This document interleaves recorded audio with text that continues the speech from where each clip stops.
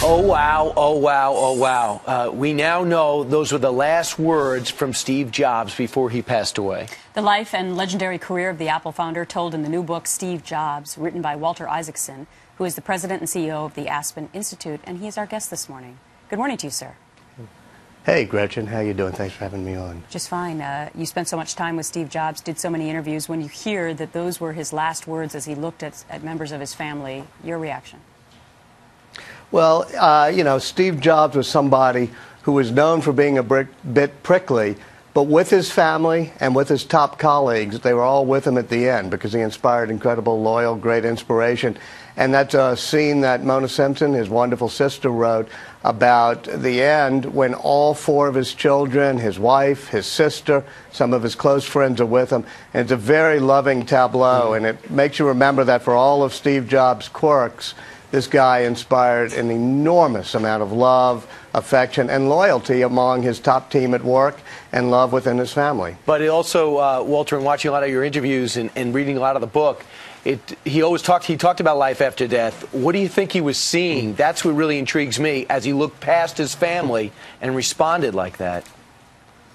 Well, Greg, I mean, I don't really know. I do know that he told me that he always hoped that there was an afterlife, that the wisdom and sort of thoughts that you accumulate don't just end with you.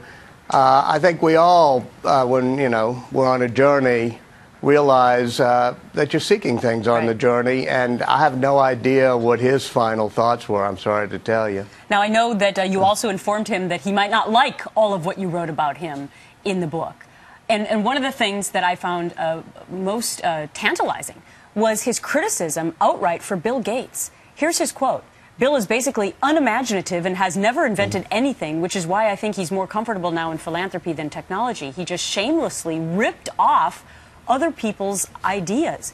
Were you shocked when he was this upfront with you as far as saying these feelings about Bill Gates? Yes, it's a somewhat complicated thing. There is a love rivalry competition that went on for 30 years. And these guys are actually very close. At the end, Bill Gates comes and visits. It's a very moving scene.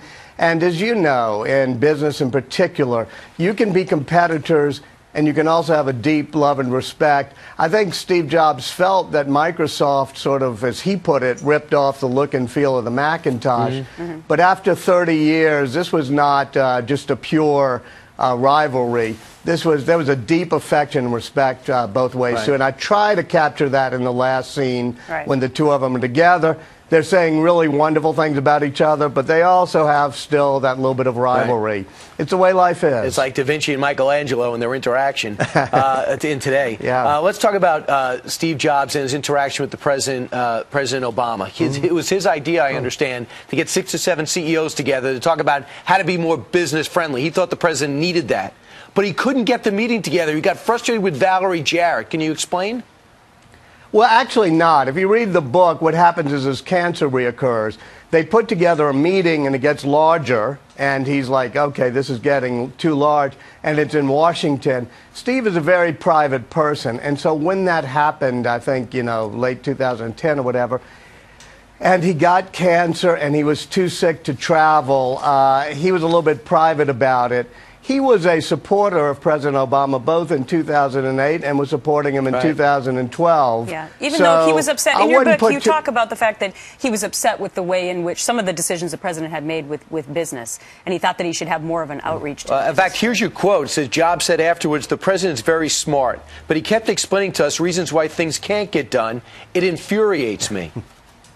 You know, one of Jobs' colleagues back in the 1980s said he would have made a wonderful king of France. And he really would have. He expected that he could issue an edict or just with willfulness cause something to happen. I think in a democracy, when you have a divided government and you have checks and balances, Steve Jobs was always frustrated that in Washington in general, it was hard to get things done, and it should be more like business where if you want to build a factory, you just decide, boom, I'm going to build a factory.